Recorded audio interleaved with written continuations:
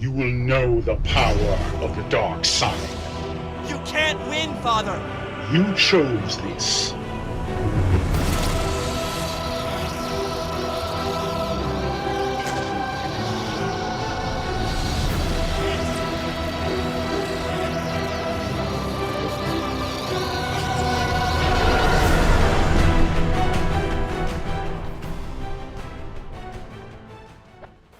Hey guys, and welcome back to Battlefront Updates, and a video that I know a lot of you have been waiting for a long time. My updated 30 tips and tricks video, but this time it's actually going to be 40 tips and tricks. So what will this video contain?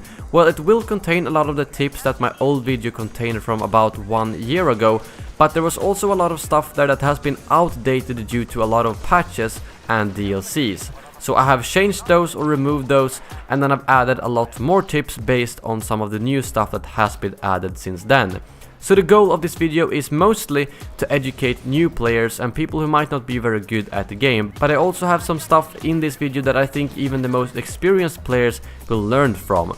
I'm gonna try to put the most basic stuff at the start of the video and then gradually move on to more specific tips that might be able to help any Battlefront player out. But otherwise they will be in no particular order, and I just wanted to say that this is probably my top 40 tips and tricks in the game, but there are probably a lot of stuff in here that I have forgotten. So if you want to help out your fellow Battlefront players, make sure to leave a comment below with your best tips and tricks, and if you enjoyed the video I would really appreciate if you shared it around, as a lot of effort went into it. But now, without further ado, let's jump straight into the tips. Moving around or zooming in with your blaster does not affect the accuracy of your blaster in this game.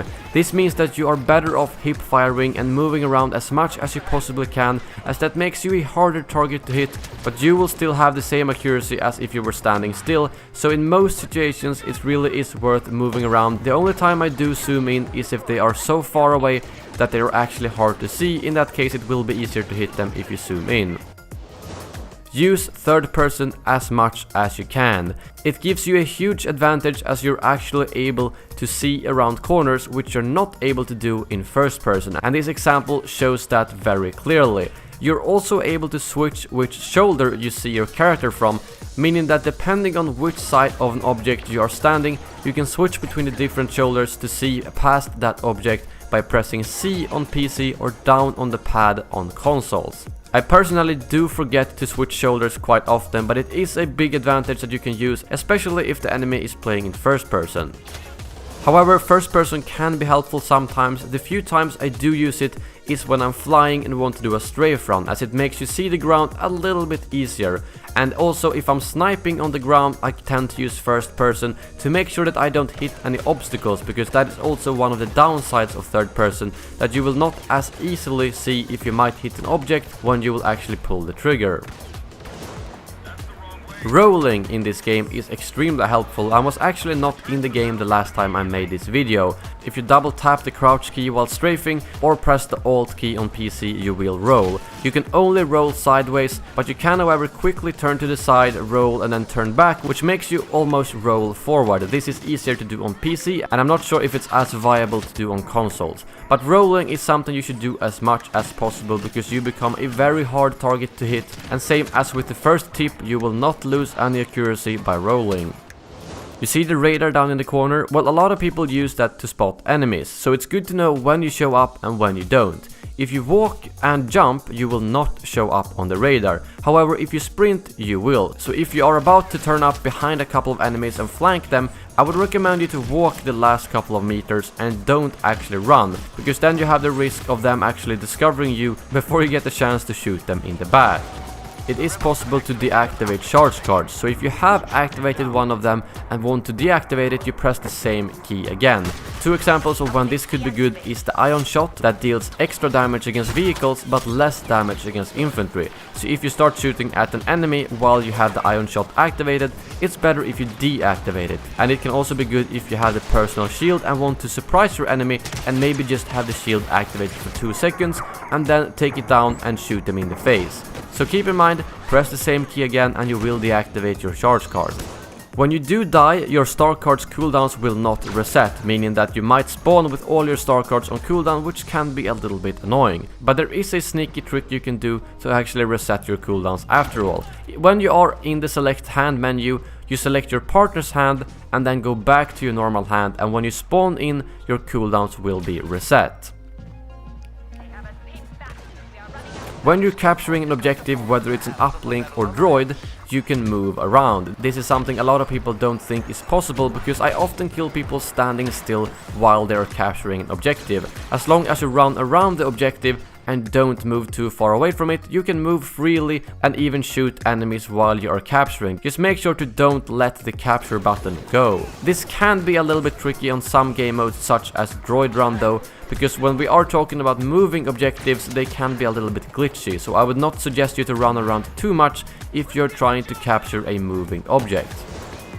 The trade system has had a pretty big overhaul since the release of the game. Right now, you will actually level up your trait by doing anything that gives you score. This means healing, playing the objective, getting assists, killing people, and so on. So it doesn't matter if you get an assist or a kill, it will still give you some score towards your next trait level, and it also gives you more reason to actually play the objective. One of the fastest way to get your trait up to level 3 is to stand on some sort of capture point, such as in turning point or supremacy, at the same time as you shoot at the enemies. You will level up your trait really fast even if you don't kill any enemies. If you have some pesky turrets that are very hard to take out, the Ion Shot can make extremely quick work of them. A couple of shots with any blaster combined with Ion Shot will take out the turret. The CA-87 Shock Blaster is a short-range shotgun, but if you combine it with the Focus Fire star card, it switches to actually firing slugs, which allows you to pretty much snipe people from a quite long range, and if you hit them dead on, they usually die from one shot. So if you want to use the CA-87 on a bit more long-range maps, the Focus Fire card can make it a lot more viable. The melee in this game deals double damage from the back, so if you end up behind someone, one hit in the back will be enough to kill them. A sneaky trick to use on any objective-based game mode is to place stuff like blaster cannons right on the objective, because the objective key is the same one you use to enter the blaster cannon, meaning that if someone goes up close and wants to shut down the uplink, they might actually end up entering the blaster cannon instead, which will annoy them a lot and help your team at the same time. If you stay close to your partner in the game, you will get a lot faster cooldowns for your star cards. This gives you a lot more reason to play cleverly together with your partner and don't just split up with them as soon as you spawn, because with the faster cooldowns of the star cards, you will be a lot more deadly.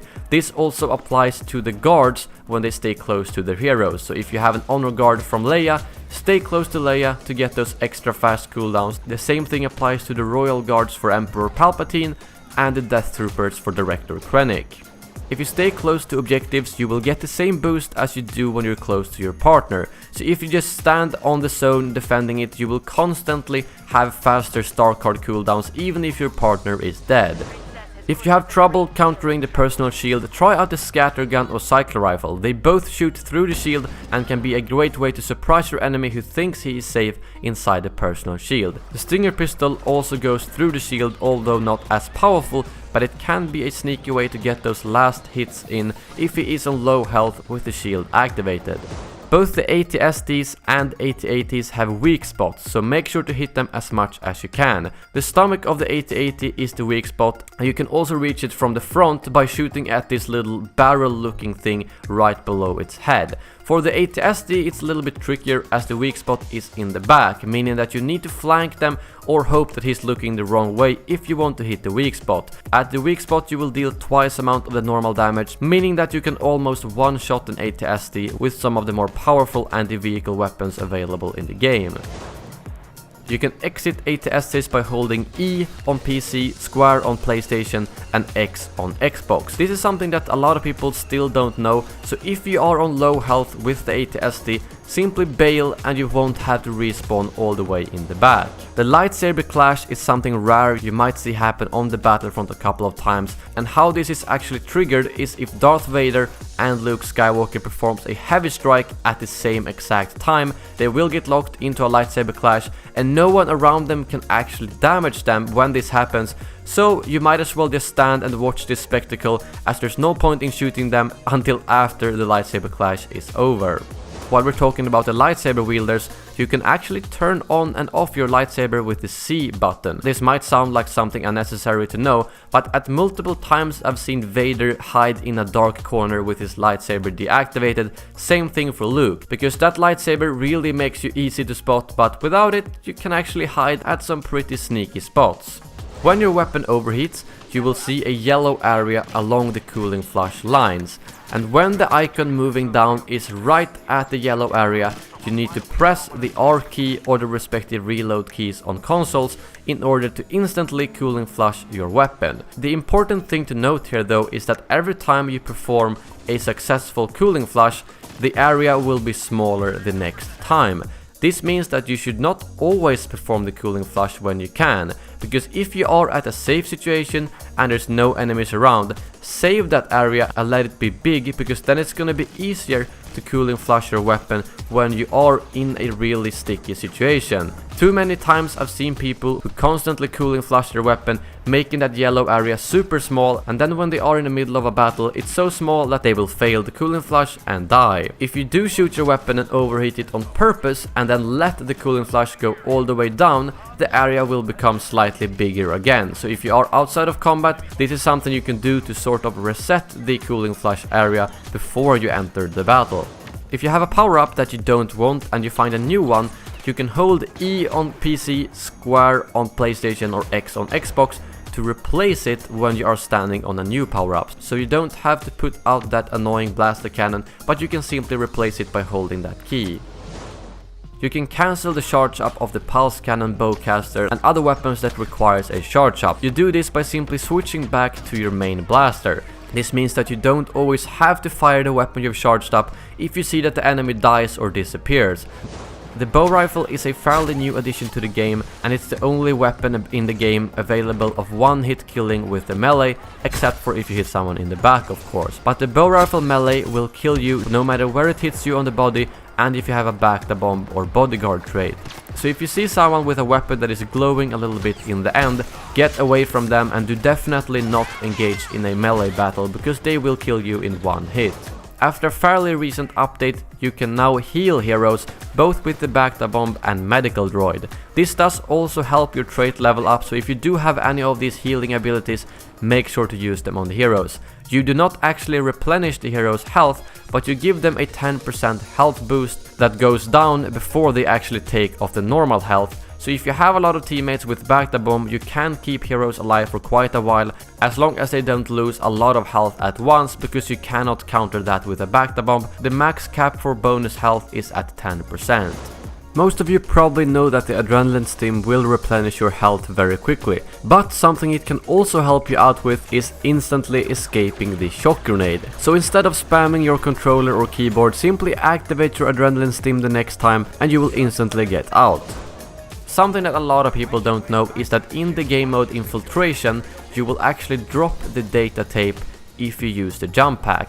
In game modes like Cargo, you get a warning saying that you cannot jump pack, but in Infiltration, you will instead drop the actual objective if you jump pack, and this is something you don't really get a notification for. So the first time I played, I ran all the way to the end and thought I won us the game, only to realize that I dropped the data tape 200 meters back.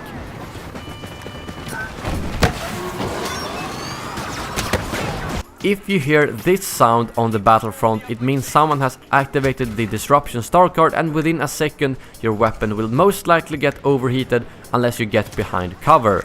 A good thing to do when you hear this sound is either to try to get behind cover or switch to one of your star cards that do not get affected by the disruption, such as a scatter gun or scout pistol. The DT-29 is a quite unique blaster, as it is the only one that cannot be disrupted or overheated. It has 6 rounds in each magazine and needs to be reloaded after that. This is of course both an advantage and disadvantage, so use it to your own favor, but keep in mind that you cannot use any star cards while you are reloading the DT-29. So use that Bacta Bomb, jump pack or personal shield before you start reloading the DT-29, because otherwise you will be very vulnerable when you reload the weapon. When you are flying around in a TIE fighter, save your missile until the enemy pops the shields, because the missile tears straight through the X-Wing shields, and if it is on cooldown when they pop the shields, it's gonna be a lot harder to take them out. If you are on the other side actually flying the X-Wings, keep in mind that popping the shield will reduce your output damage. So only pop the shield in defensive measures and don't pop the shield when you're about to engage someone, because you will do a lot less damage and will probably not be able to take them out.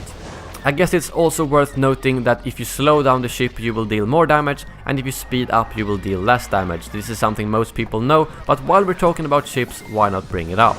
Now back to some infantry stuff. The explosive shot will double your overheat rate. This was not the case back in the early days of Battlefront, where you could just spam explosive shots. So if you do have it right now, you need to be very careful, as if you fire too rapidly, your weapon will overheat almost instantly, making the explosive shot into a tricky star card to use and not at all as overpowered as it used to be.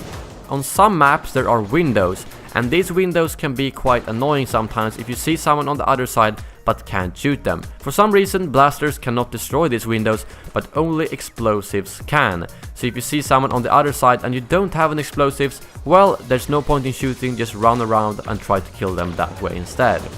When you are playing Extraction, keep in mind that the actual shipment is a physical object that will continue to move even if the Empire disables the movement. This also means that if it is disabled in a slope, it will slowly slide down. So it is very important as the rebels to push it all the way up the slope, because if they stop it when it hasn't reached the top yet, it might slide all the way back and you need to do it all over again. One of the most annoying things when you are playing game modes such as Supremacy and Walker Assault are people in ships doing strafe runs. They can be very tricky to take out, as they can easily dodge you as soon as you lock on a missile on them.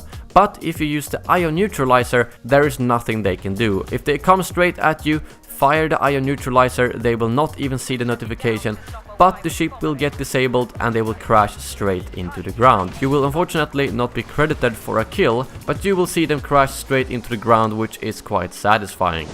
The A180 blasters has 3 modifications attached to it, and the sniper version of it is something that is worth talking about, because it works the opposite way that the cycler rifle does. The cycler rifle will one-shot enemies up to 10 meters, and above that range you need the headshot in order to get a kill. The A180's sniper rifle does instead one-shot people at a longer range. So if you're planning to do some proper sniping on long range, the A180 sniper will be better than the cycler rifle. The cycler rifle does, however, have the advantage of going through shields, so choose wisely when you pick your sniper. Sometimes you might see that your radar gets scrambled like this.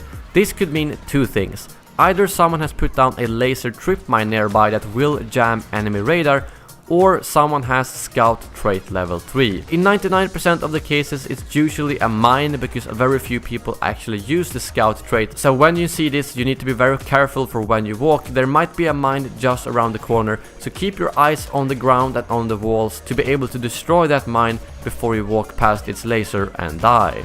Speeder bikes actually deal some pretty good damage against walkers. It's very situational and only works on some parts of Endor, but if you do happen to be on a speeder bike and the AT-AT is vulnerable, make sure to use it, because you will deal more damage with the speeder bike than you will with your normal blaster. And lastly, one sneaky little trick is that you can actually throw the sonic imploder through your own personal shield. You cannot throw other grenades such as the thermal detonator or flashbang through the personal shield, but for some reason you can throw the sonic imploder, so this could be a sneaky trick to use when the enemy thinks you have nothing to throw out the personal shield. But that wraps up this video of around 40 tips and tricks. This list could probably be expanded even further if we took all of your tips and combined them. And there's also a lot of things specific to each hero that I might talk about in a hero specific video. But I think that these 40 tips and tricks will give you a very good base if you are a new player or a returning player from a couple of months ago. And hopefully if you are one of the more experienced players, you also learned something new in this video. If you did, I would really appreciate if you dropped a like and shared it around, as a lot of effort went into this video. If you're new to the channel, make sure to subscribe for everything Star Wars gaming. Thank you very much for watching, and as always, may the Force be with you.